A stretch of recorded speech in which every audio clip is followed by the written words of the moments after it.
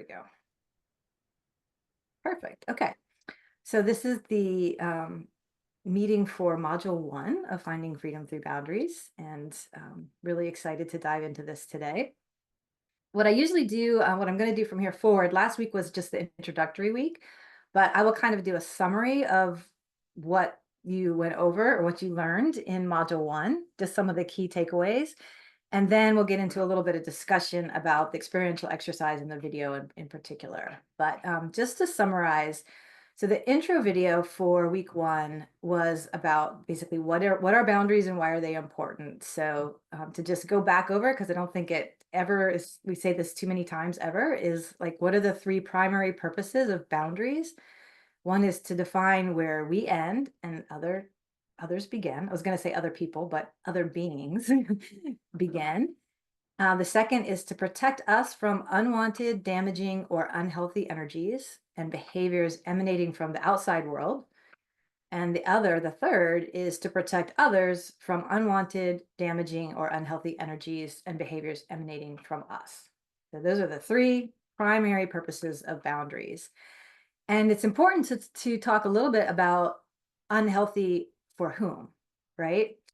And as far as boundaries are concerned, what we want to know is if something is unhealthy for the recipient of the behavior or the energy, right? Because only the recipient can determine whether energies or interactions or behaviors are appropriate, helpful, neutral, or hurtful to them, right? We can't decide that for anybody else. And this includes our horses, by the way. Only they can decide how energies emanating from us or anyone else around them feels to them. Doesn't really always matter what our intentions are. Like, a person can have the very best of intentions, and the other person or animal can still receive those intentions and the energy or behavior that goes with them as unpleasant, offensive, harmful, or unsafe. Like, raise your hand if someone else's good intentions have ever made you feel uncomfortable. Yeah, pretty much, right? We've all experienced that. And chances are the opposite is true too, right? That something we've done has made others uncomfortable at times too. So this is another way that I think horses are really helpful for us in our learning, because horses aren't really capable of lying, right? So the response you get from them most of the time is the response you get, and it's true and honest. And especially if the horse is fully at liberty. Sometimes if they're in a stall or confined or otherwise, under saddle and a bridle, something, you may not get a completely honest response, but if they're at liberty, for sure, you can pretty much trust the response is as honest as they're capable of giving at that time. But this is not always the case with humans, because we talked a little bit about this last time. We are kind of conditioned from an early age to, I mean, honestly, it's to deceive a little bit, right? To pretend we're okay when we're not, to be courteous, to be polite, to behave appropriately. When we do those things, we're not always behaving authentically or responding authentically. But don't get too far. I don't want you to get too far in your head about that. Like, how do we ever navigate this with people when they're not as honest as horses? So don't get too far down that road at this point, or trying to figure that out. For now, I think it's just important to sit with the truth of all that. There's a simplicity to it, but there's also a lot of complexity to it. And most of all, just lean into the fact that both things can be true at the same time, right? That we can mean no harm or foul to another, and we can even think we're being quite intentional and careful, or even doing something that's for someone else's good. And we can be trying hard to not make them feel uncomfortable, and yet they still might, right? So we really have to honor that only the other person can say how something makes them feel. Likewise, only we can say how something makes us feel. And this is a big part of the responsibilities with boundaries, is getting in tune with how we feel and being willing to share that with other people, even if we think it might make them uncomfortable. All right. So the supplemental reading on boundaries this time was my little chapter from my book about boundaries are designed to be flexible. And I shared in that the five, what I call the five tenets of managing personal space. So I'm going to just go over those again too, because I know even though you read it, you might not remember exactly. But the first is know thy personal space and how to communicate about it. So again, this goes back to our responsibility. When we do decide that there needs to be a boundary, we have to own that boundary and we have to mean it, right? So we have to be clear, committed, consistent, and congruent in our communication around that boundary. Number three is never feel guilty for clarifying the personal space you need or any boundary that you need, honestly. Never feel guilty about that. Don't judge yourself or others for personal space needs. So these are where we really get into dicey area with human interactions a lot of times. And number five is that boundary discussions are not about power and control. If it were, it would be about dominance and submission. That's not what boundary work is about. And honestly, I don't believe that's what horses are about either in their interactions, even though there's a lot of, that was the theory for a long time. I don't find that that is at all what's going on with horses. So because boundary discussions are not about dominance or power and control, we shouldn't ever bully, micromanage, or go out of our way to punish those who, especially if they're attempting in any way to understand and honor our boundaries, or even if they can't. If that's the case, walking away to create space is absolutely as effective as trying to get the other to do whatever it is that we want, right? We can just walk away. We always have that power. So I went on in that chapter to tell the story about Shoki and Marcus, who are two members. They're now members of my spirit herd. They've passed on. Do you remember that story, Shoki and Marcus? Was there anything that you took away from that story or anything else from the chapter that you read that anybody wants to comment on? So it all made sense. Yeah. Yeah. Okay. We may refer back to it as we get into discussion later. Then the next part of module 1 was the self-assessment questionnaire on personal space. Again, as I said last week, these are just for you, so you don't have to ever share your results about that. But if there's anything you want to share about your experience with taking it, you're welcome to do that. Whether the questions were easy to answer or hard, did you learn anything new about yourself, or was it helpful or insightful? Any thoughts about that? Sorry, I don't see where there's a hand thing, so Oh, that's let me okay. know. Okay. It's just a small group, so you can always raise your real hand. Go ahead. Sure, that's right. Yeah. Okay. Yeah. Um, so I did the questionnaire and I found myself struggling, which is kind of funny about my husband, like about being at home and Yeah, my boundaries and him. And sure. I was like, sometimes maybe, oh my God, maybe not. So that was my experience. Yeah. I love that. And that's exactly what these surveys, these questionnaires are for, is just to like increase your awareness about something that maybe is obvious, but you never really paid attention to, right? Yeah, absolutely. And some of it can be related to our introvertedness or extrovertedness, right? Some of it can be, it can be lots of different dynamics about that. But it's important to note that in this situation, maybe we don't feel like we have enough space, because if you know that going in, then you can know that you may have to have some boundaries, or it's going to be easy to push you into that place of where, like, I'm not feeling completely safe or comfortable or in control here, because you came into it kind of with not feeling like you had enough personal space, right? At a body core level, without even if you weren't thinking it. So thank you for sharing that, Martine. Well, let's take a minute right here, actually, before we go on, since Martine, did you have a chance to watch last week's video? Okay, so you met everybody else. So do you mind if I ask you to just introduce yourself briefly, like name, where you live, if you want to have Sure. name your horses, or why you're happy to be here, that kind of thing. Martine, live in Ottawa, Ontario, in Canada. I have 4 horses on my property. 2 of them are mine, and 2 of them I've been roped in by other family members to care for. Okay. And I It's been a long journey for me on the like more on that relational side with the horses. And as I mentioned on my the Facebook site, one of my young one has really challenged that boundary conversation. I've been really swinging pendulum right from the kind of dominant space to the relational to actually giving up all boundaries. And Mm, so finding that middle has been a really fun and interesting journey, and so that's why I'm here. beautiful. I love that.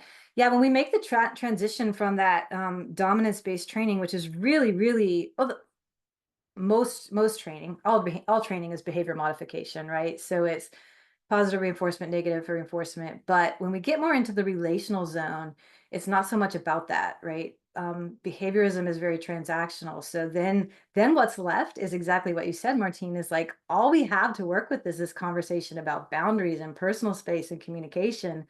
And if we're not practiced with that, and particularly when we've been taught a different way of being with horses, it can be really hard to step into that. And then that was the journey that made me realize, oh, I don't have boundaries in any other area of my life either. For me, that was my journey, right? The horses, when I stepped out of the training mode into relationship mode with particularly my very challenging mare Tempo, that was when I was realized like, oh, this isn't just about horses. This is about like my way of relating in the world. Yeah, I just to that point, I think for me it was actually I was starting to get a lot more clear boundaries like at work, and I Mm, had to because of certain issues that I was dealing with, and I had to determine what those boundaries were, and I had to hard kind of make them hard a little bit for the time just to yeah. learn how to deal Yes. with those, and then that kind of led into the horses. So it's interesting how it's kind of the opposite, but still you start to see how much more you could be working on because like you said in the last one that we don't we never taught this, so. We're never taught this, right? I actually love that yours was the opposite, but the main common thing is that it's the same, right? In both realms. And maybe the horses get us looking at our human life, and maybe our human life gets us looking at, what's going on with the horses. So that's beautiful. Thank you for sharing that.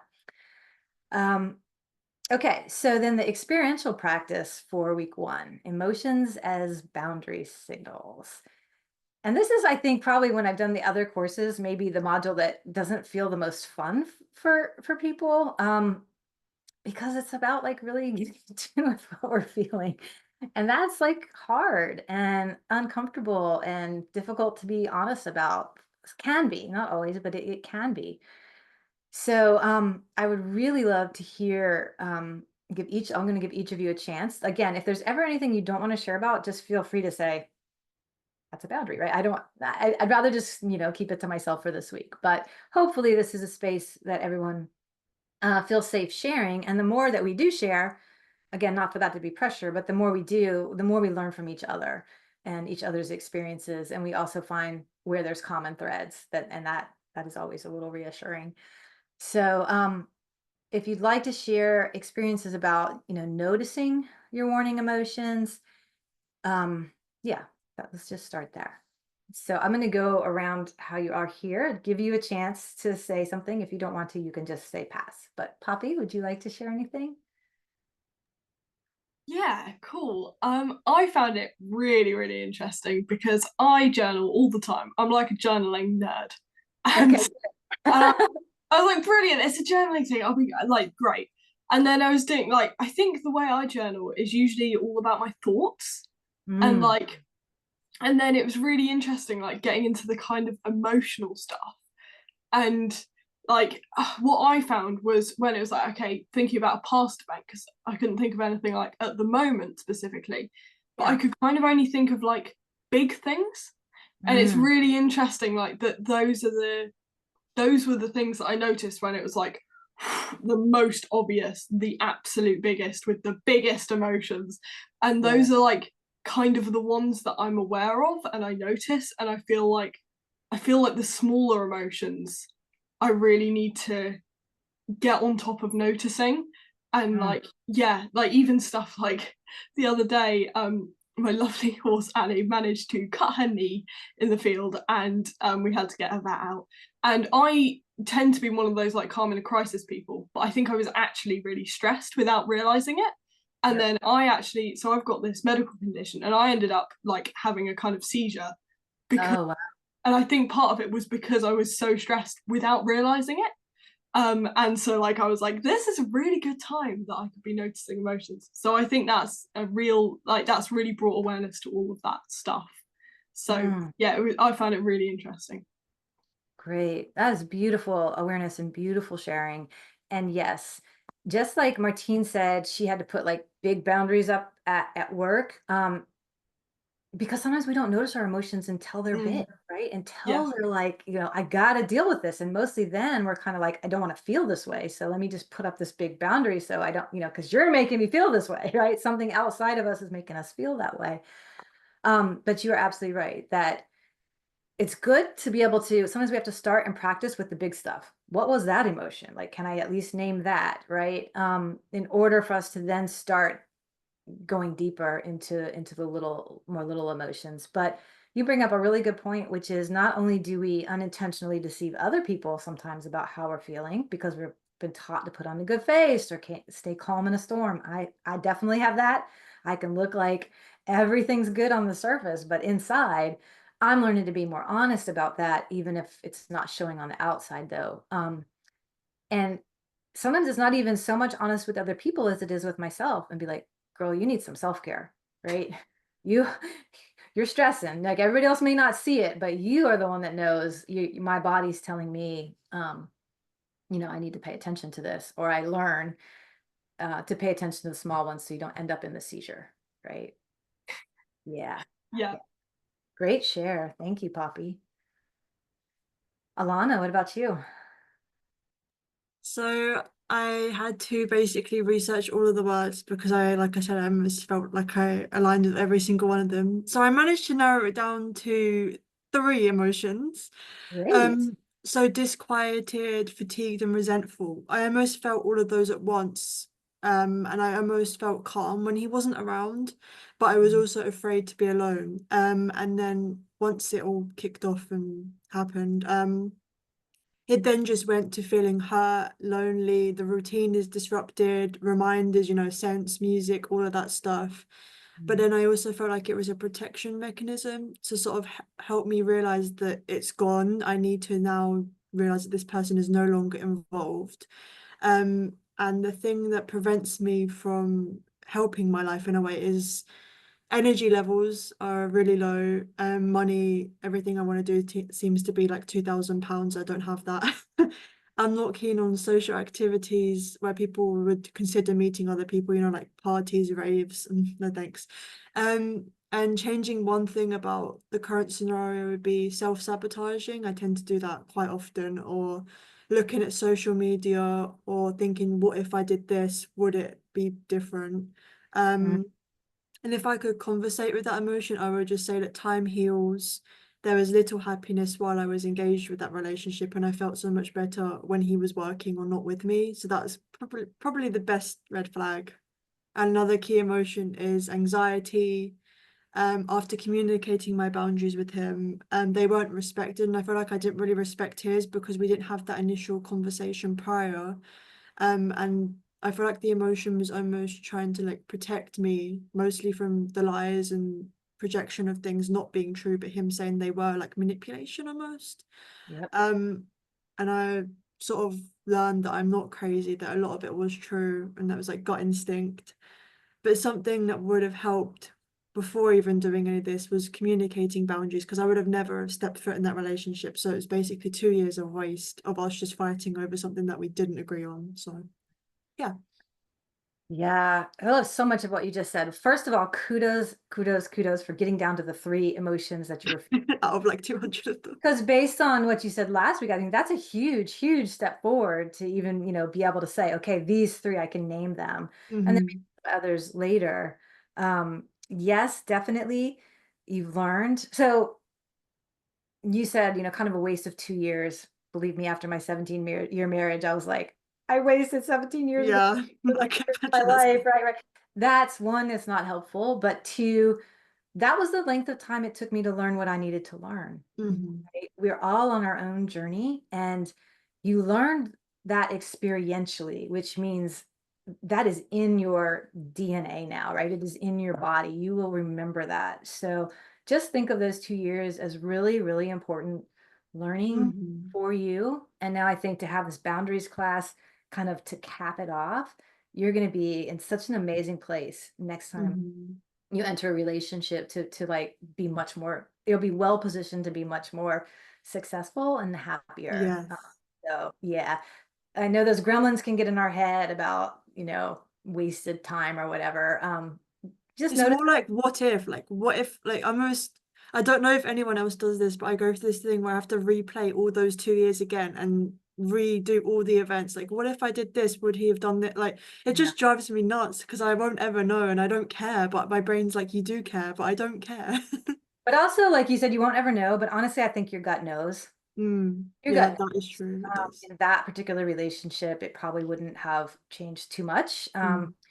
So yeah, those gremlins, I think it's great to acknowledge them, even get in conversation with them. A lot of times it's like, okay, I hear you. Thank you for that Mhm. input, but I really don't need it right now, Yeah, right? I feel like my brain's like communicating to itself and it drives me nuts. Like, just stop. Like, it doesn't stop, and it's like, please just shut up. Yeah. So real quick, a couple other things about that. Yeah, definitely. When you hear yourself saying, please shut up, like to be like, thank it, say it, let it know. Everything Yeah. wants attention and acknowledgement. So like definitely let it know you hear, but that's not really helpful right now. Mhm. And another is you brought up a couple things about self-care and self-soothing. But we're going to get into that more later in the course, but I'll just talk about it a little bit here. There's definitely a difference between self-care and self-soothing, and both are like valid, important tools in our toolbox. But self-soothing are things that make us temporarily feel better. So like when we want to scroll through media or eat something comforting or put on, well, music can be both, but anything that kind of is distracting us from how we're feeling is self-soothing. And there are times when we're just so overstimulated, overthought Mhm. out that we need some self-soothing, right? So I'm not saying self-soothing is always a bad thing to do, Yeah. but to recognize that it's not, self-care are the things that actually move us forward and help us change patterns and help us find new strategies that work better. So when in order to have, when you're having that conversation in your brain, maybe something self-soothing will help, but more important is try to like maybe even do something, do an exploration with yourself about what actually allows that to turn off. Pick Mhm. up a book and intentionally read, or go for a walk, or pick up the phone and talk to somebody about something else, right? I don't know, like Mhm. you'd have to figure out what it is, but something that actually breaks that pattern and shifts it for you. I That's feel like the only thing that helps is knowing I've got like something booked or something that I bought. I think money, like it sounds horrible, but whenever I have bought something or I'm waiting for something to come, that for me is like the best thing. Or booking like a holiday, like horse expedition. I don't know what it is, but just the thought of doing that, like it's good. But I don't, again, it's like a very expensive. and also I will say I think that that's probably falls more in the self-soothing category. Mm, Usually if it's something outside of ourselves that we need, like, mhm, need to shop or need to get something new or need to go on a trip or a vacation, that's more of the self-soothing category. So this is just another pattern to notice about yourself. mhm, You could start researching a little more about what is actual self-care. And it might be something like, oh, I could use yoga to, make even out my nervous system. It might not work for you, right? I mhm, can't tell you what it is for you, but finding some kind of activity that doesn't cost you anything, right? That's just something you can do in friendship with yourself that will help your nervous system regulate a mhm, little bit more. So I'll leave it at that for right now. But yeah, it's not bad. I'm glad you have something that breaks the pattern, but you don't want to mhm. get too dependent on self-soothing activities because that's never ending, right? No matter Yeah. find something, you always need to keep doing something, like, right? Mhm. It's great to recognize that pattern young. Yeah, great. Good sharing, Alana. Thank you. Elaine, what about you? I just realized, well, we're talking about the emotions Yes, part. identifying the emotion. Yeah, the experiential exercise. Okay. But to go back a little bit, I just realized the personal space self-assessment thing, I wrote down where I am comfortable. So, Oh, yeah, no, that's okay. yeah, That- I don't know how I misread that, which is sort of funny in a way, but then I've just been trying to get back on and see if I can like redo it. And now I'm like, I don't know if I can even do that, but I think it would be moving forward in the course better if I had it done right. So I I'm not can sure you did it go wrong. back and, I have to remember, but I think oh, it will okay. identify the places where you do feel like you have adequate, if I'm remembering it right. I don't remember now. I have to Okay, look. then I did do it right. But then I'm just reading it because I printed it out because I need to paper. I'm still like old school. And it says at the top, this questionnaire is designed to help you hone in on areas of your life that might benefit from or be desperate for some intentional boundary work. Okay, maybe I'm wrong. So yeah, I have to go back and look at which way it says it No, now. I don't know. Okay, well, either way, however you intended it, just know that that's how I did it. So if I'm gonna go back and refer to this, like I just want to be doing the right thing. You know what I mean? Yeah, yeah. And Yeah. then I also had a couple questions. This is just how my brain works, so you can just say I'm jumping ahead or whatever. But so when I did the emotional uh signals, I did check mark actually a lot of them, both, you know, boundary violations and healthy boundaries, but I most definitely came up with 5 boundary violations that are all very similar and Okay. like none of the other ones. In- So I thought, wow, that's interesting how, and then I was like, I wonder if at some point we're going to categorize like which boundary was violated for the, because I just suspect that these are all sort of one, Mm. you know, bucket maybe. So I thought that was interesting. And then of course I do like my little mind, you know, like, I want so I just, you know, thought that was and I feel those a lot. So I will also say that. And then I did, are we going into also the prompts, the journaling, or we're not doing that yet? Yeah, but go ahead. Do you mind telling us what your 5 emotions are, your warning emotions that Yeah. you Yeah. Sure. Annoyed, aggravated, irritated, exasperated, and exhausted. See beautiful. how they all tie together real nicely there? Yep. Yep. So you know that definitely, when I first went through and I just check marked them and I was like, oh, I feel a lot of these good ones too. And then I thought, oh, I should probably not label it as good. Just no, it just is, and that's great. But then I thought all of the good one, all of the ones that signal healthy boundaries, all of those are experienced with horses, like all of them. Mhm. And Beautiful. literally almost none of them are experienced with people. So that also jumped out at me, like, huh, Yeah.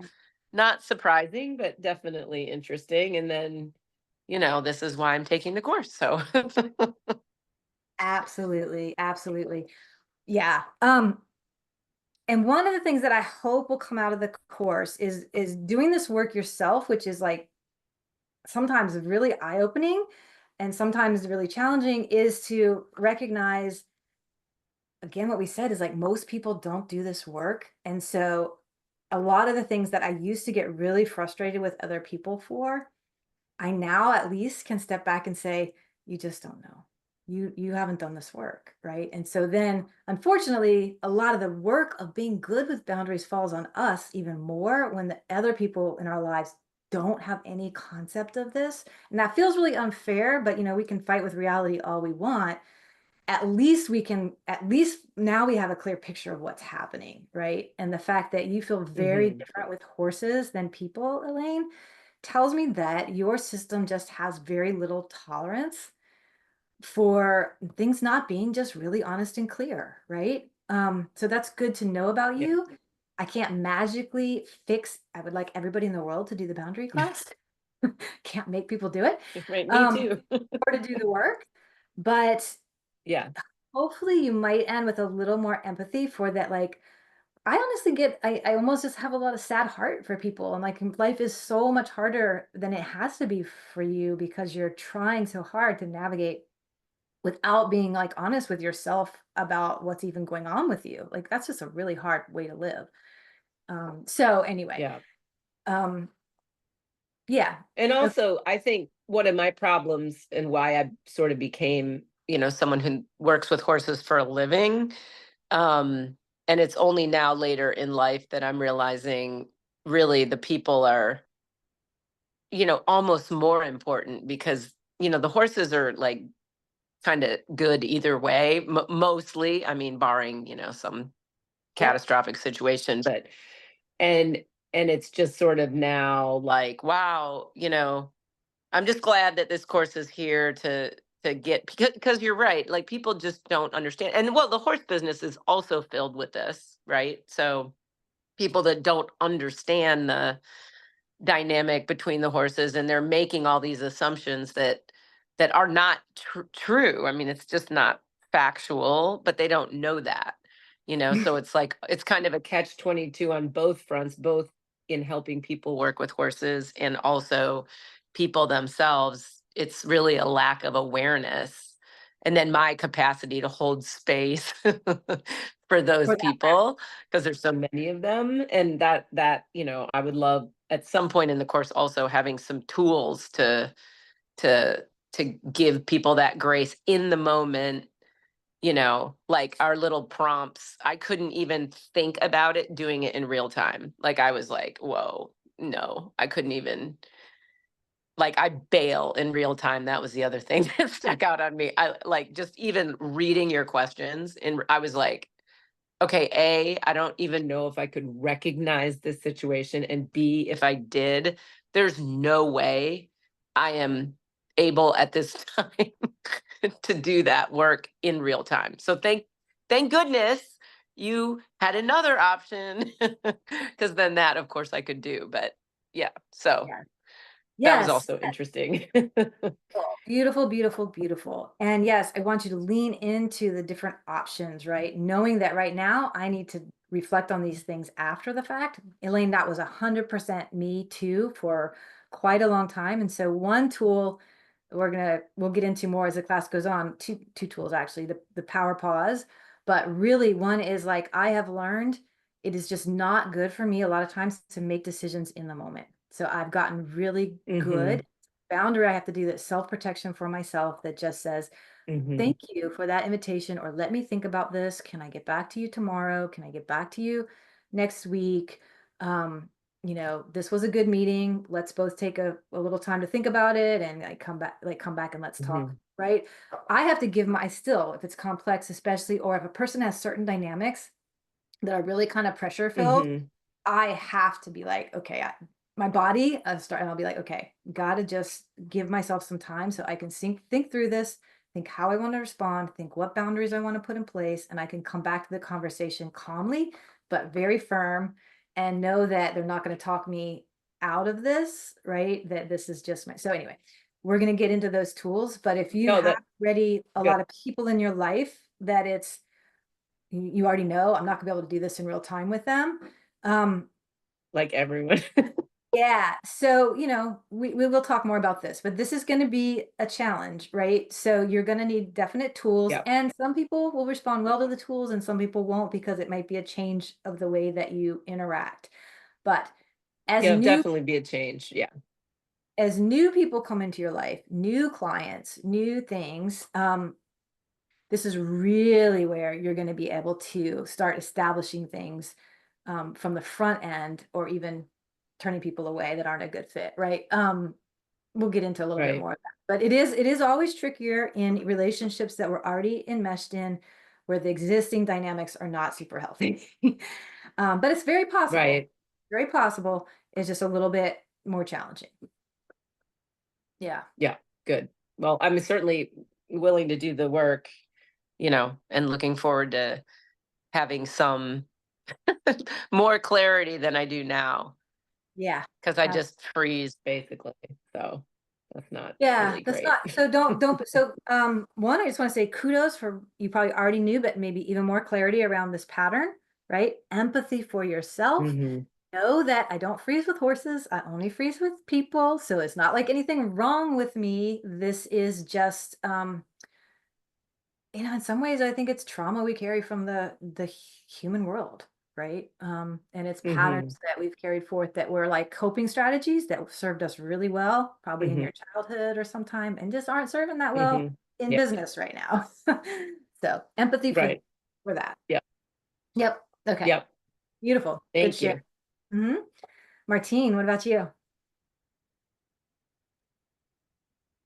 Yeah, I just want to say that this exercise was super eye-opening, and something that I'm gonna have to go back to quite a bit. Good. In the moment, I also had a feeling of overwhelm, freeze, maybe more shutdown at the time. Mm. And and just like, even like Alana said, like just what do the words mean? Not that I have an appreciation for their definitions, but like I totally froze or shut down, one of the two. Um, I did find some like a recent past learning that I've experienced with my young one, my horse, and noticed like a twinge of something different, like a little bit of containment, like a little bit of suppression of myself. Mm. What was the word that I chose? Well, I just chose an easy way out, uneasy, because the page was really Uneasy. Okay. challenging. Yeah, and I actually felt it and was like, "Oh, this is the boundary line." And then I was like, "Okay, just make yourself more clear." And like the energy between the two of us just completely dissipated. Like she was like, "Oh, that's what you want." Like, and it was just so simple, but it was such a aware nice thing to be aware of, like to feel that. And so now I'm like almost searching for that twinge, to start to really understand my boundaries. Yes. And then I guess in you guys all talking, like the other thing that started to hit me recently was this anxiety thing that I'm dealing with. And I was like, oh my God, what if anxiety is my line? Of course, it can be about worry of the future, but like I think a lot of the time my anxiety is triggered just by a boundary potentially or actually being crossed. Sure. Of What course. what a mind-blowing thing to think about. So, yeah, awesome. Yes. Oh, I think that a lot of people who have like there's all different kinds of anxiety and all different like sources of anxiety. Like you said, it usually is about the future, but also that you may discover over time that like that's going to have a different label. That feeling feels like anxiety, but it might Yeah, actually be exactly. anxiety, Yes. right? So Yeah. you'll give it a different name, and then you'll know, okay, Yeah. that's actually Yeah, anxiety. great thing, yeah. Yep. Yeah. But if we don't know, we just have a general feeling of like this doesn't feel good in whatever part of our body. Like for me, it's like my stomach and chest usually that the anxiety starts to Mhm. feel or the feelings start to feel. So we can just easily like, oh, that's always anxiety, but not necessarily. So I love that you're just even recognizing that. I also love that you practice this real time with your horse. So when we're changing patterns and we're feeling not real skilled at this, right? And maybe not able to do it in real time with people or not because a lot of times a conversation is happening and you said it took you a moment to go, oh, this is what I'm feeling. Let me get a little more congruent externally, right? We don't usually have time for that in a conversation with a person.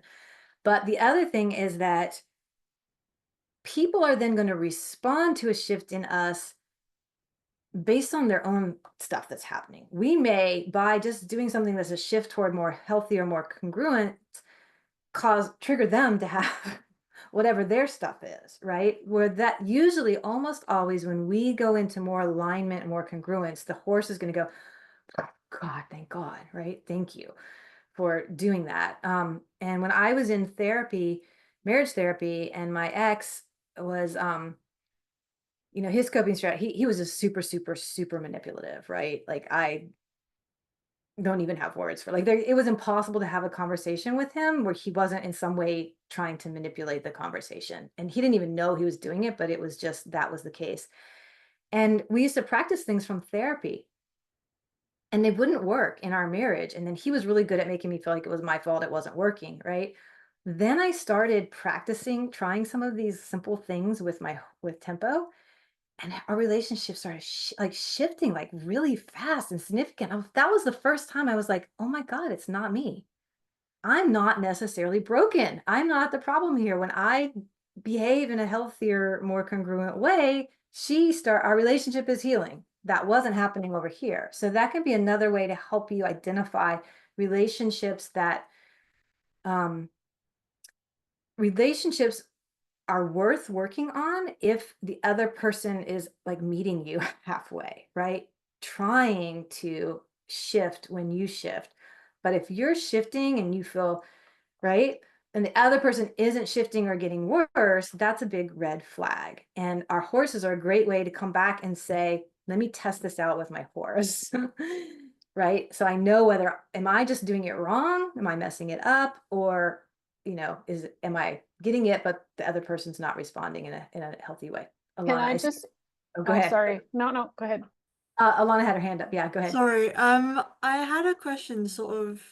I've gotten to the point where I anticipate if a boundary is about to be crossed, but because it hasn't been crossed, when I get anxious or assertive, it then gets labeled as controlling, when in reality I'm anticipating that a line is about to be crossed, but because he almost thinks that I'm too smart almost to realize that this is going to happen. I was like, I have a gut instinct you're doing this. Oh, every girl that says that is a liar or whatever. Apparently, don't trust your gut. But then I started to associate him as a boundary breaker, and I just started to become completely uncomfortable. And whenever that presence wasn't there, I was like, wow, I actually don't feel threatened by anything anymore. So I don't know. Yeah. No, I mean, that's gaslighting, right? When, if you're getting anxious that a boundary is going to be crossed and you kind of express that, someone who really cares and loves you and isn't trying to cross a boundary is going to reassure you that they're not crossing the boundary, right? Or reassure you that they don't intend to do that. Like to come at you when you're trying to express that you're having anxiety about this is going to happen or this is a pattern that I'm seeing, that's a red flag. Again, if you were coming at him really emotionally, though, you have to own that part of it, right? Of like, because our emotionality can trigger somebody else's emotionality. So one thing you can do in the future is just get better. And we're going to work on this more as we get into the later modules about how do I communicate my boundary or what I'm feeling calmly, assertively, in using I statements so that I'm not directing it at somebody else, right? So there are some tools you can use that might help you be able to not trigger others as easily. But yeah, and then just turning it back on you in a really aggressive way, that's just a really because I would wait for peaceful days, so we would argue, and then I would just be like, okay, whatever, it's my fault, even though it wasn't, and just get over it. And then the next day, I would be like, can we just talk about this, because it's still like playing on my mind. I just want some clarity. And then because I wanted that talk, he would then get mad, and then we would fight again. So it just was not healthy at all. not healthy at all. Yeah, you weren't wrong to step away in a really emotional situation and then try to revisit it later. That's the right thing to do. So someone who's I feel like normal people would have just forgotten about it and dealt with it, but I can't let go of stuff like that. I have to, it's just in my mind constantly. well, if it wasn't resolved, it's not healthy to It let go. wasn't, no. It was sort Right. of just brushed under, and I had to keep bringing it back up. He'd be like, that happened months ago. And I was like, because I don't feel like it's truly been fixed. Yeah. Be kind to yourself, right? Don't hear it's hard right now because it's all very fresh, but Yeah. he did a number on you with putting it all back on you. And I go back to that was sort of the dynamic in my relationship with my ex, where it makes you question your own sanity, right? So I'm just giving you peace that Yes. the goal is you should be able to resolve these things and come to a place that feels like it is a settled conclusion with someone, right? You're not wrong for wanting that. It wasn't wrong for you to still feel like that didn't get resolved, because if it didn't, we shouldn't just brush that under the rug, because then that just builds onto the next one and the next one and the next one, and then the resentment. Yeah, it was like, well, to be honest, the thing got fixed, but then his reaction towards it was not enough for me to really accept that. Like, I don't like the reaction to it being changed, if that makes sense. Like, his way of actually dealing with it didn't sit right with me. He dealt with it, but in a really in your face, this is your fault, but I'm going to do it anyway. I don't know Yeah. if that's common or not, but No, that's manipulative strategies. oh, That's okay. that's not healthy. Yeah, but it to always be your fault is not. Manipulation is just so annoying because I can see it, but it's just like, why? Well, why was because you didn't know how to have the boundaries for it Mm. yet, right? So I think I talked a little bit about that last time, the hand in glove. I did a lot of that why too for a long time. Why do I keep attracting these kind of people? Why do I keep it? And it was because I was still not standing in my truth in an authentic way. And we do, it's like a magnet. We will draw those kind of people to us. So that's the why. We have to own our part of like, I'm going to get healthier and more solid. That's the goal, right? So that I don't attract these energies so much to me. Yeah. Martine, you had something. Do you remember what you were going to say? I guess so. Like, and it's nice. It ties in well with what you were just saying. The last thing you said was, "Let me test it with my horse," and the recognition that you need those boundaries in order to have healthy relationships. Because, like, I hear what Elena's saying. Like, if she's saying, "Okay, it's my fault," whatever, just to end the situation. Like, that's a boundary that you've crossed on yourself. Yes. And if I apply that to my little bitchy horse, like, she would run me over, right? Like, and I'm like, no, man, like, we're good, but this is my boundary. And we can have this conversation again for another 3 weeks if you want. That's cool. But I'm not softening my boundary. And I see that between the horses. They don't just have a little pick and then they're good. They can have a pick and then they're good. And then they have a pick and then they're good. Like, it's the same argument over and over and over until finally there's softness in the space. And if that means that one has to totally leave the situation forever, well, that's the case. But anyway, yeah, okay. Yeah, I love the wheels spinning here. So, and you brought up, this goes back to the whole conversation about dominance and control too. So with the horses, and this is a sign that there's not true dominance and submission with horses, is because sometimes this conversations keep occurring, right? But a lot of times those conversations are around limited or high value limited resources, right? And those can be food, those can be friends, those can be particular areas of a pasture or paddock. And how you know it's not dominance and submission is, you've got the one who's basically the loudest about their boundaries, right? And the most firm in those is at the hay pile. And then the other one comes in and it's like, that, right? This one's like, oh, I mean, all of us are going to back away when someone comes at us, right? But if it was dominance and submission, like you get with dogs, once this one has identified themselves as the alpha, this one doesn't keep trying to come in. A bully at school, once a bully has beaten you up, you don't pick a fight with that bully again, right? That's dominance and submission. Horses don't operate under that level, so they keep trying to have the conversation. They're like, can I share with you what you like, right? So we'll get into this some more too, but I do want you, even in human world, to start thinking about how high value limited resources or the perception of such can really make personal space boundaries bigger, right? If there's something that I have that's high value and I want to protect it, I'm going to have a bigger boundary, right? I'm going to be a little more aggressive about it. I feel threatened. I'm going to have a bigger boundary and be more aggressive about it. Same with the horses. So as we go on, Martine, I want you thinking about this with your relationship with this horse too. If you two are keep having to have this conversation, right? Is there something that's of high value to the pony or to your horse that is causing her to keep wanting to come in? And it might even be you, right? Well, that was my point. I didn't, but I had them in my mind, like, I'm not yielding my boundary, like, let's have a healthy conversation. And it was cleaned up in a matter of seconds. Like, and then it was okay. So going back to your comment is all I meant of tested on your horse. Is Yeah.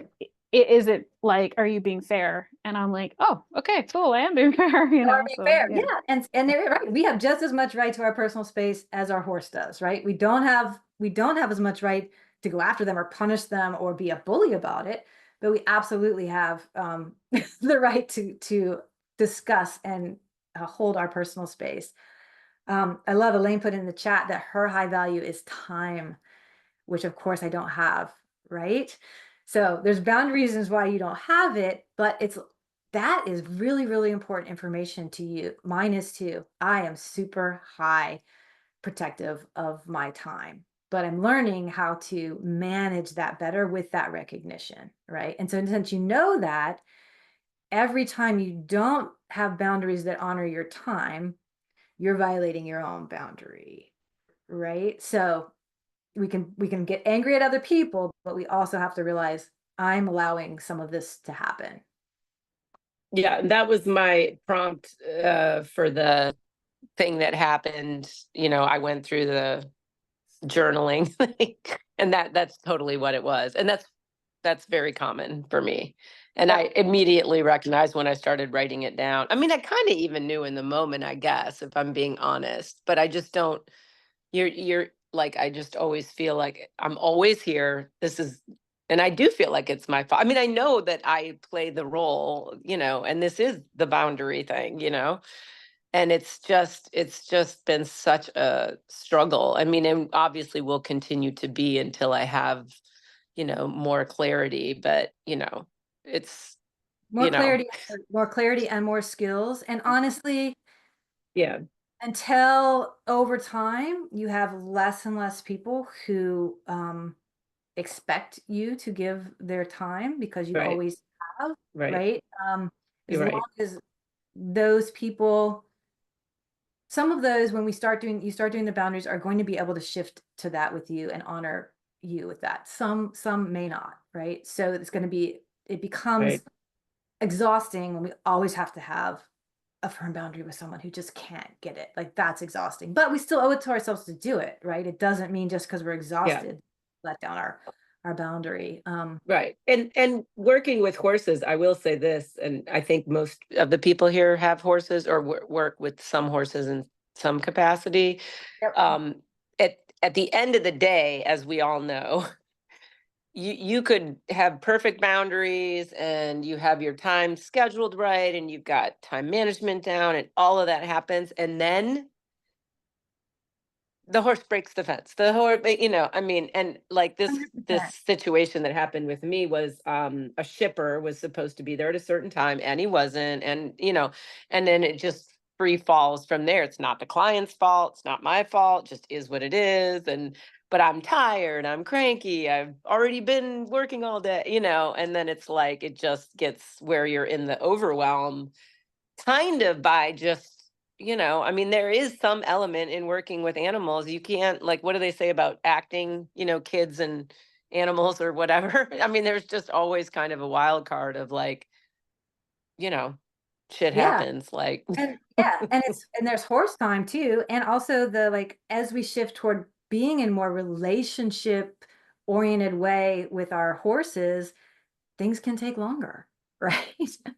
Than we yeah, expected. So yeah, there's at some point I will share with you, because it's not part of the course, but I will share this with you guys there's lots of different time management tools and you have to figure out which ones are best for you. But one of the business coaching things I did, they focused a lot, let me let Martine back in,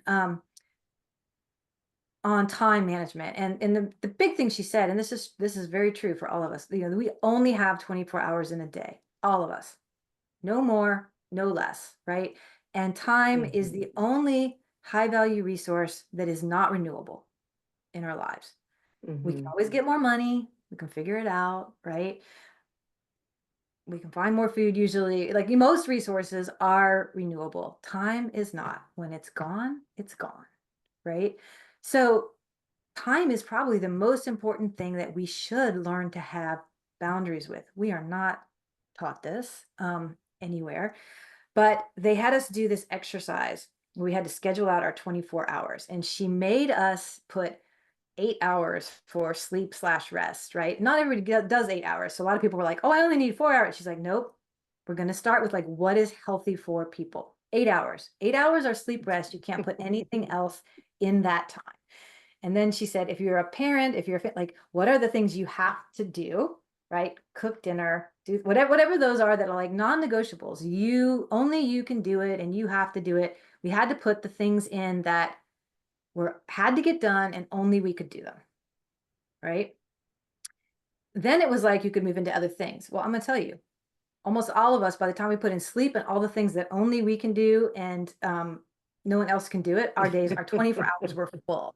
And she was like, now you have to think about, are you really the only one who can do it? Or are you the only one who thinks you can do it like you do it? Or you think you can't pay someone to do it, right? She had to make us go through all these things. It was really uncomfortable. But when you really get down to the reality of there are only 24 hours. And then the other piece she had us do was for a week, we had to track. We had to write down at the beginning of the day the things that were on our to-do list, right? And map it out how we thought it was going to go. And then track, like Elaine said, how did it really go? Well, shoot, the fence got broken and this happened, like, right? And we realized that we hadn't put in enough time for almost anything we said. And most of us said, oh, this thing's going to take me 30 minutes. Well, I didn't put any of the time in for prep. And I didn't put any of the time in for like close out or clean up afterwards, right? And I live like that. Got this done, but I didn't actually ever put it away or organize it or whatever. And then I'm like, my life is a disaster because the most important things got done, but none of the actual like maintenance or attending to the details of it didn't get done. So I learned that if I think I can get 6 things done in a day, my general rule is I probably need to reduce that to 2 or 3. And then if I get more than that done, it's a bonus. But I really start to scale back. Every morning when I wake up and I'm like, I'm going to get these 5 things done, I make myself go, nope, what are the top 2? And if you get those top 2 done, feel like today was a success. So that was just a lesson for me, Elaine, was I was really way off on the number of things I thought I could get done in a day. And then that cascades down to like, I have to figure out a new way to manage my whole life because I can't do all the things that I used to think I had to do. So no easy answers to that, except that if time boundaries are your big one, you're going to have to get real about some of that stuff. And I will show you the little block schedule tool that she uses, had us use. Or maybe we'll talk about that at the next one. Yeah, I was just thinking as you were talking about that, I thought I could have, and what I did write down, like, you know, because you put what stopped you from doing, or what could you have changed something? And I knew that the shipper was set to come and I knew he hadn't come. So if I had just on my way home from the horse show, if I had taken 2 minutes to even just text her, the owner of this horse who's coming, look, I've had 14-hour day. Like, I really need to not deal with this right now. Please ask the shipper to do X, Y, and Z. And I could have at least set it up. And then, of course, if something happened, because like, what did you say she said about, can someone else do?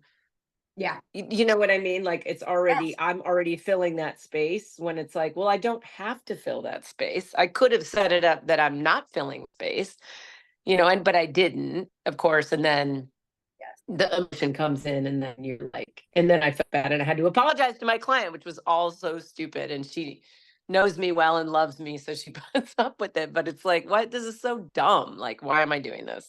Yeah. So you see the cascade effect of it. And, you know, I had to get much more comfortable with like, yeah, they're not going to do it the way I did it. It makes me anxious that I'm not going to make sure it gets done right. I have a very perfectionist personality, but just had to work on my, and honestly, I would say 8 times out of 10, the other person actually did it at least as well, or maybe sometimes even better than I did, right? Because I was so stretched. There are the 2 out of 10 when it didn't go as well, you know, right? Maybe I have to clean that up a little bit, but I realized that I didn't often give people enough credit for what they could handle on their own without me. And even if they can't, giving them the opportunity to learn from their mistake, not to watch you do it with no mistakes. That's not helpful, really, you know? Correct. Yeah. And I love facing her fear, that was the other thing. She feels insecure about the horse, and I'm the trainer, so they rely on me. And I realize that now is, I mean, I don't know about a boundary violation, but it's like I need to set up that whole dynamic differently than I always have. So you touched right onto, I think it's model 3, codependency and boundaries. That's going to be a big one for you, because when we inadvertently cause other people to rely on us or depend on us for their sense of like safety or well-being, we have created a codependent dynamic for them. And a Yeah. lot of us who are pleasers and helpers, we do this, right? So good. We've got 2 really good ones. And believe me, they're not just you, Elaine, they're universal. We're 100% for me, time and codependence. So know that in module 3, we're going to dig in deep on that one. Okay. Yep. Awesome. Great. This was really, really good discussion, y'all. Thank you for being willing to share so openly with your experiences about this. So as we move into week 2, it's called the universal language of yes and no. And one of the big takeaways is just that, honestly, lots of relationships can happen functionally when yes is no, and yes and no are the only 2 things you could say, right? There's a lot of stuff, nuances that might not get fleshed out, but we can be pretty functional with yes and no. And a lot of the conversation I have with my horses is based in yes and no, right? Now there's hard yes or big yes, hell yes, and there's like, yeah, you're right. There's different variables of yes and no, but a lot can be communicated with yes and no or red light, green light, right? Kind of thing. So we're going to lean into that. And at the end of the day, yes and no is what boundary setting is all about. So the key to understanding what boundaries need to be set lies in listening to and identifying our feelings. So that's what we did here in week 1, started to do.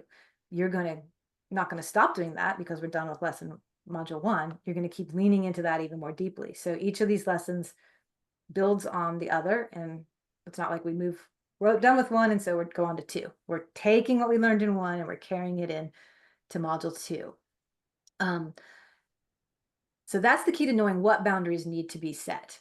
But the key to effective boundary setting in relationship with someone else lies in the ability to communicate about those boundaries effectively to others. So in the introductory video for week 2, I'll be talking about the concept of the emotional bank account and how this relates to boundaries. You might have learned about that before, but I think it'll be a little bit different take on it. So it talks about my personal emotional bank account with myself. The other individual has a personal bank account with themselves. And then together we have a joint bank account, emotional bank account.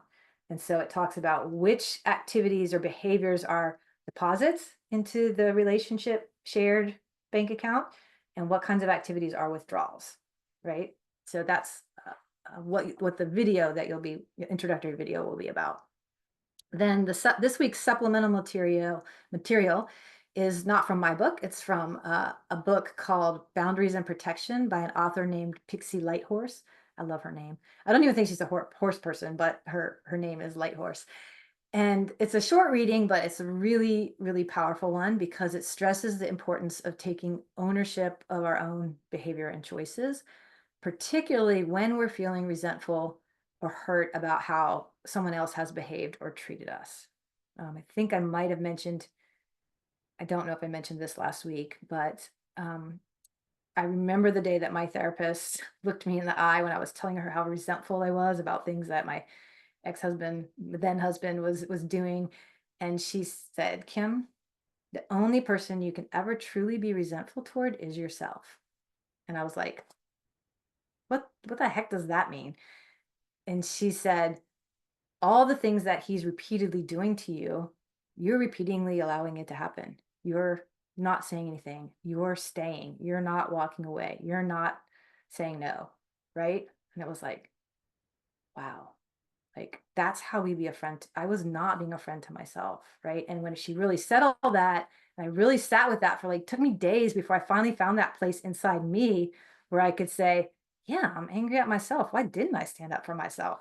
Why am I not being a friend to myself, right? But it took a couple days for me to be able to switch from feeling resentful toward him to realizing, dang girl, you have a role to play here too, right?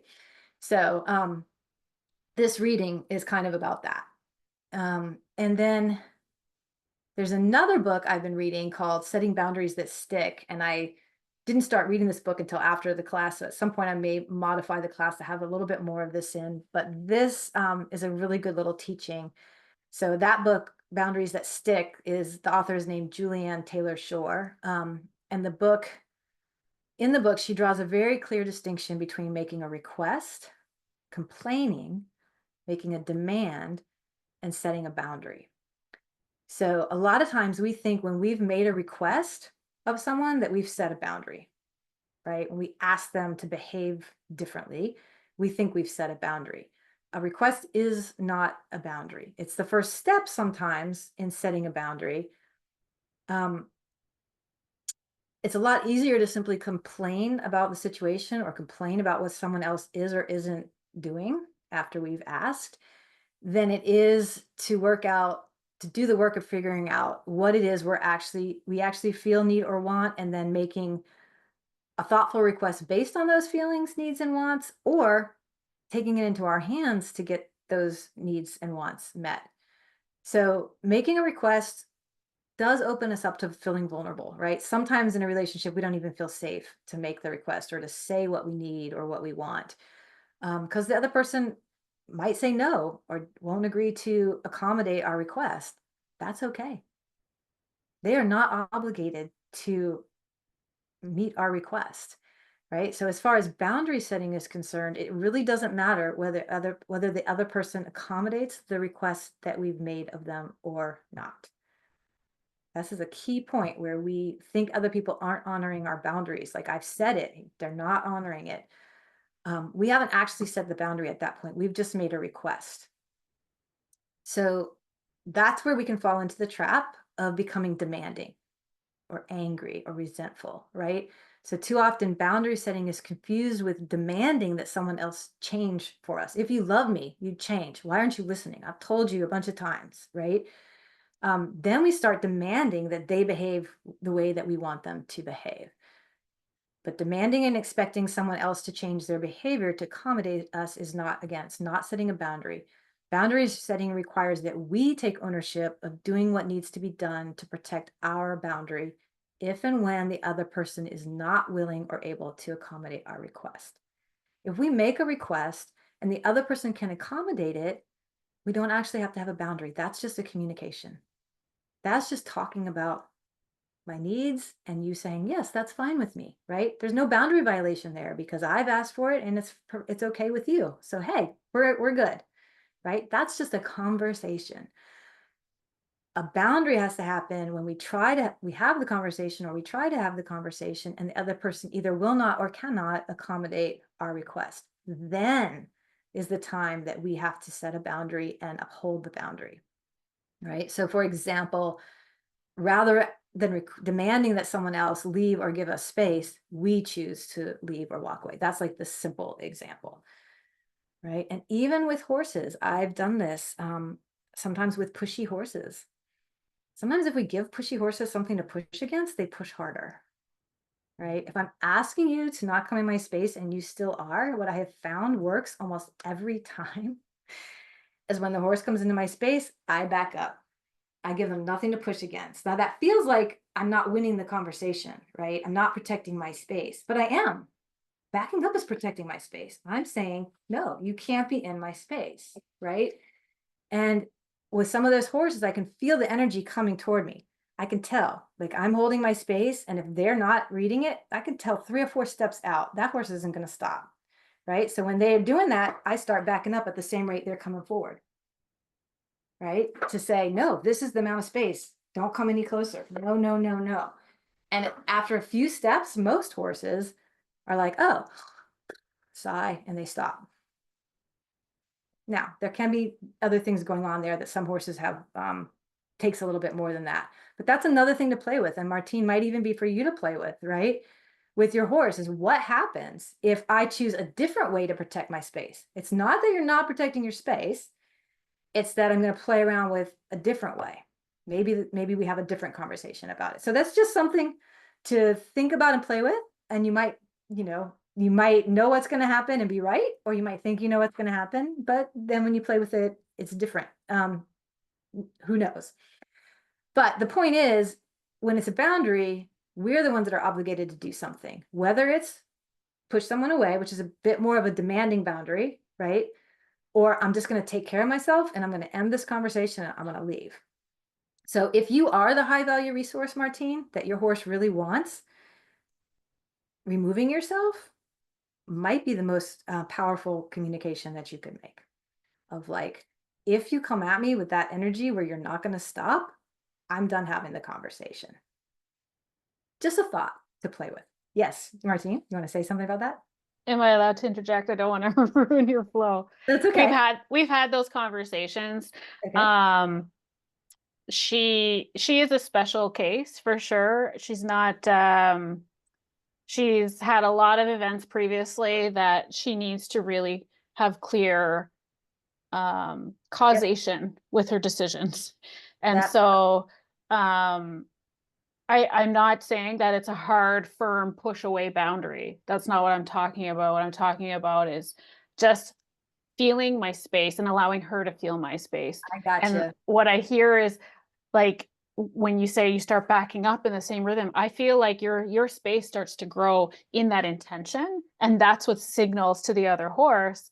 Yes. I feel you, I'm cool, right? Yes. But if you just kind of shrink away, that's not going to work.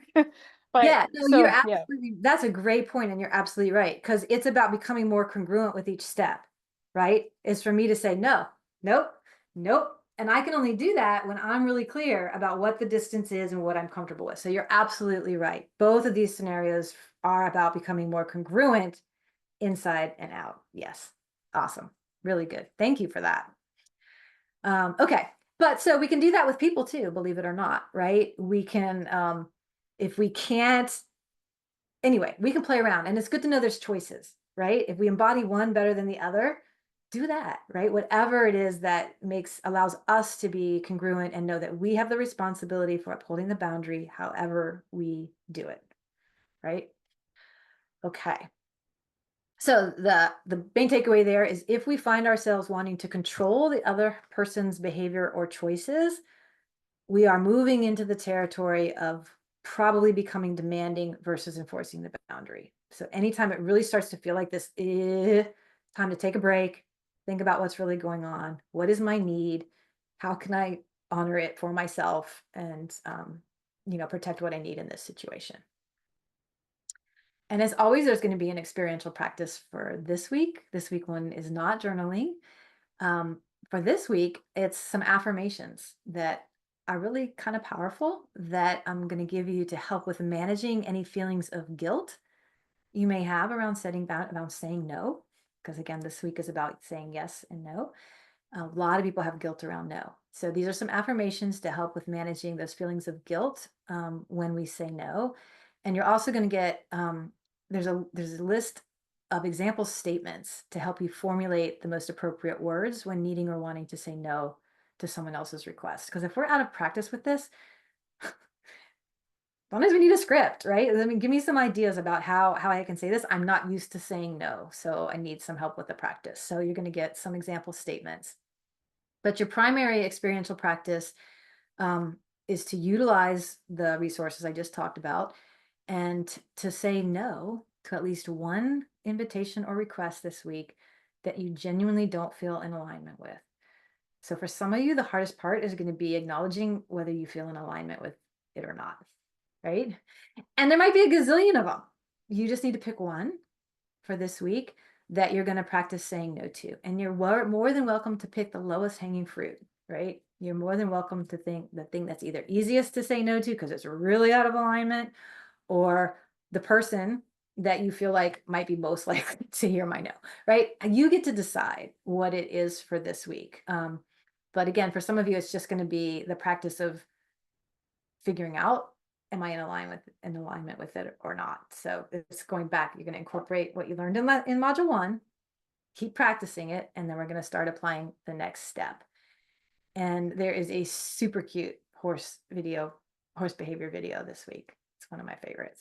So, but don't skip ahead to it. Do the rest of the stuff. I like to have the horse behavior videos be a treat at the end, right? So, any other discussion, question and answer, thoughts, concerns? We lost Alana in video. Are you still with us, Alana?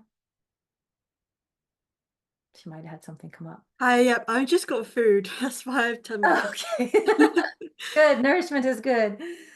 I actually wrote in the chat, Kim, something Oh, okay. about my example last week was actually about the boundaries in leading a horse. That was the boundary I broke with the client about leading the horse. Just funny. I thought it was funny. So say, yeah, I'd love to hear I'd love to hear it. So, So- and I'm sorry, you guys, sometimes I don't pay attention to the chat while I'm like talking, so I apologize for that. No, it's okay. It was just more funny than anything else. My journaling with the example I used about my boundary being violated, involved the client not being comfortable leading this horse off the trailer because he was big, whatever. It was just funny that that my skill and forte and like my superpower is that boundary.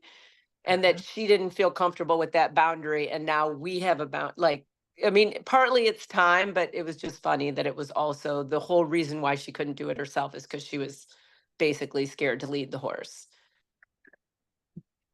Do you see what I'm saying? So it's like I had set it up not well. And then my go-to is, well, I'll just do it. But then I felt, why do I always have to do, I felt aggravated that I had this long day and now I have to lead this horse because she's not confident enough. It's just funny that I have such clear boundaries with horses and it's so easy and I don't think about it at all. And it's so bad with the people, even in that situation. It's just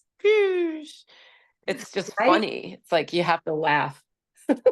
You do have to laugh, and we do need humor in this boundaries course, because otherwise we're super overwhelming, right? So give ourselves grace. Like I had to get, I really was for a long time, and I still do it. I'll still laugh at myself. I'll come out of a situation, I'll be like, you totally fell back into all your old patterns there. And I'll just go through gosh, Kim, thought you were past this by now, right? And just got to give yourself grace. And then I have to think, okay, so is there something I need to go back and clean up out of that relationship? Or do I just need to be really more clear than ever how I'm not going to let that scenario play out that way again in the future?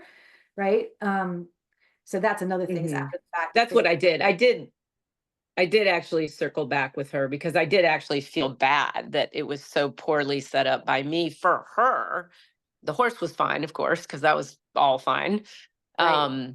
And I just said, she's a great client. She tries super hard, and I'm like, I'm sorry, I was so short with you. I was aggravated because, and I told her, and she's like, I understand, and I told her moving forward, I said, I'm really trying hard to not have this keep happening because it's a running theme in my life. So, and she was happy. I told her about the course and she was like, oh, that's great. I think that's really beautiful. I love that you owned your part of it, right? That's so huge. And that's, probably what's keeping, your relationships alive right now is that you are very humble about it and very, you're willing to own your behavior. But yeah, I love that the goal of let's start creating scenarios where I'm not having to apologize for that afterwards, right? But yeah, good that you're not 100%. the asshole who never. They not don't. the asshole who they never don't like it apologized. either. They don't like it either. Right. Yeah. Well, yeah, right. Exactly. I'm one kind of asshole, but not that one. No, you're not an asshole. But yeah, it's worse with the people who don't admit that it's half my fault. The reason I was upset, it wasn't all about you. Yeah. And Alana, that goes back to what you were saying at the beginning, when you're in a relationship with someone who can't own their side of it at all. That's a big warning flag. So we're always just trying to to turn it back on you and never says, yeah, I was really part of that problem. Poppy, tell me the name of this dog again. Yeah. I love this little dog. This is Bramble. He's a very big, very smelly dog, but very big and friendly. He's cute. He looked a little bit small in the picture. So Poppy is dog sitting. Yeah, it's not her Yeah. dog. He's Yes. just for today. I wish he was mine, but unfortunately not. Yeah. Aw. All right. Well, we're like at 122. We did really well. There are, I block off till 1:30. So if there's anything else anybody wants to share or bring up or questions, and if not, we can end a few minutes early and dive into week 2. I have a question. So, if you're dealing with people that have quite a nasty tone of voice, would a boundary setting in that instance be stepping away? So you don't want them to talk to you in that tone? Because I notice family and a few people at uni, they sometimes have such a bad tone of voice. I'm like, I'm just gonna remove myself because you're driving me nuts. And I feel like that's probably the one thing I will be able to tell you next week I've done multiple times. So what's even better, yes, removing yourself is a good boundary. For the sake of the relationship, what's even better is you can get to a place where you can say, I really, your tone of voice is really upsetting to me, or I really don't like your tone of voice, or I don't feel like I deserve that tone of voice right now. So I'm happy to continue this conversation and I want to, but I'm going to take a break and we're going to try again later, or I'm not going to continue the conversation if you're using that tone, or maybe you're using that language, whatever it is. So that way, if you just leave, they don't necessarily know why you left or what your boundary was. So it's still better than not having a boundary, right? Definitely good. Like if you feel like you're not being treated well, not being treated respectfully, to walk away. But even if we really care about the relationship, then we try as calmly as possible. Because if we scream it at them, then we're just, in a fight. Try as Yeah. calmly as possible to just say, like, that tone of, like, I don't really think it's appropriate or necessary for you to be yelling at me right now. We're just trying to have a conversation. So how about, first would be like, if you don't mellow the tone of voice or get, again, there's going to be some, well, in this one, you won't get that language, but find a way to calmly ask for the tone to change. And if the tone doesn't change, then I'm going to leave. But if we leave, it's also really important to say when we're going to come back, or under what conditions we'll come back or re-engage in the conversation. So we're not just, because some people have a lot of abandonment issues, and we just walk away and don't make it clear that the conversation does matter to us and the relationship matters to us and we want to continue it. That can trigger all kinds of other things without, we think we're just protecting ourselves, but then we trigger all kinds of trauma sometimes in somebody else. Yeah, that's what I was gonna say. This one's gonna be really hard for me because my dad's very set in his ways, and when he's mad or aggressive, me saying, please can you not talk to me like that, is not gonna go down well. So I've sort of established that just leaving the room is the best option. Me and my mum both do that. He's like one of those, I'm gonna do what I want to do, I'm gonna say what I want, and you have to deal with it or whatever. So I would say that, but it's probably not going to change anything anyways. I think he's one of those that if he wants to do what he wants with your boundary, he'll just do it. So it's like, whatever, I'll just leave. Okay, so that's up to you, right? And then definitely whatever feels safest to you.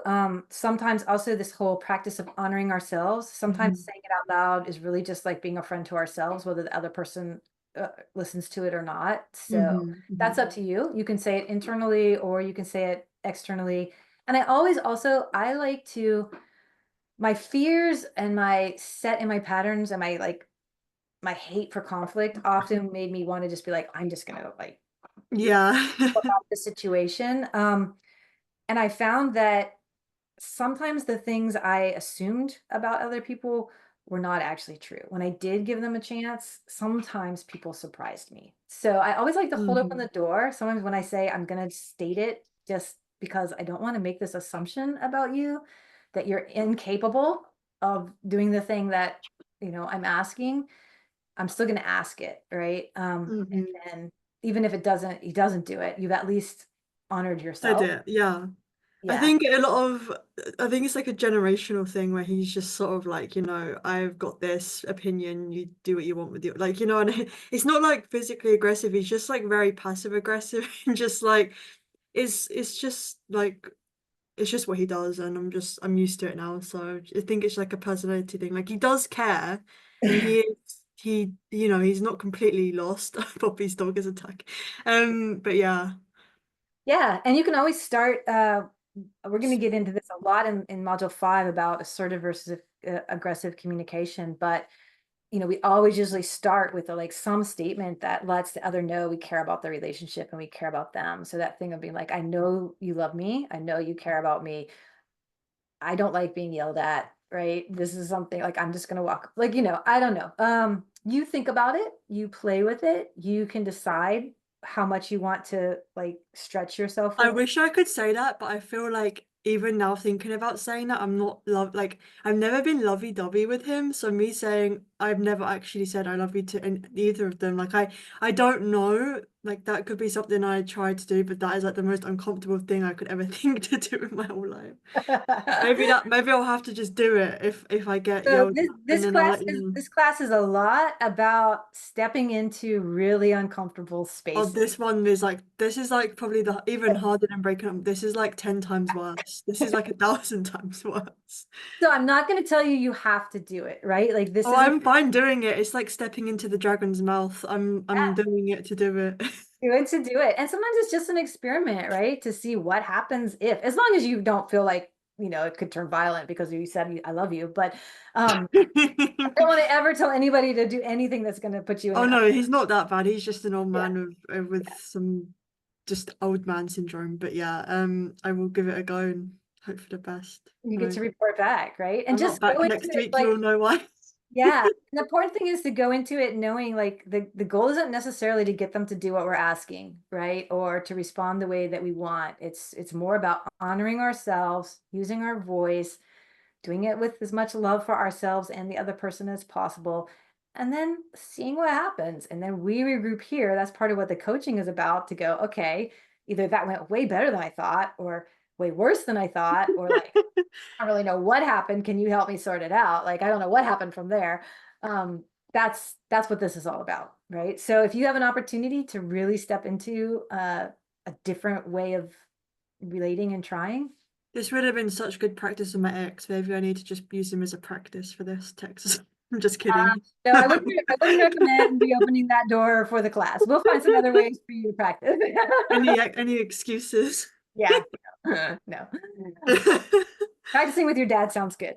Yeah, I'll try that one and hope for the best. Yeah. All right. Awesome, you guys. I'm so proud of you already. Hope I'm not the only one doing an extremity this week. You guys have to do something scary too. Nope. You know what? We each get to make our choices. So every My person, goodness. I'm going right for the bullet this week. you're going for it. All right. Well, we hear how it goes. So I'll be I thinking. will. All right, excellent. And I'll see you guys in the classroom too, in the comments. I love the comment threads. So thank you for participating in that too. All right. Have a Thank great week. you. You're welcome. Bye. Bye.